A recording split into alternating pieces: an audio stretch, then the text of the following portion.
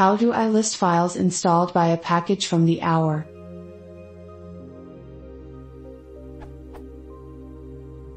I'm using archlinux and I have installed a package from the hour. I want to know what changes it has made to my computer, specifically which files it has installed.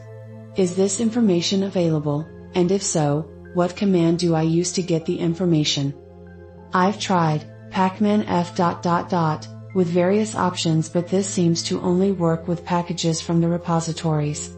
I'm happy use a tool like Yaourt or Aura if that is necessary.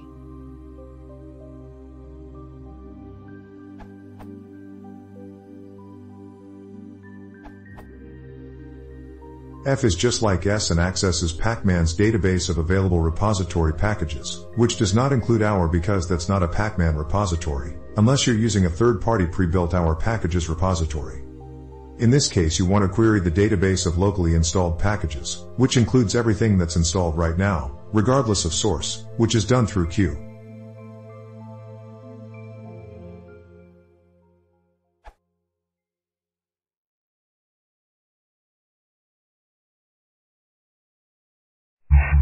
Launch open by please consider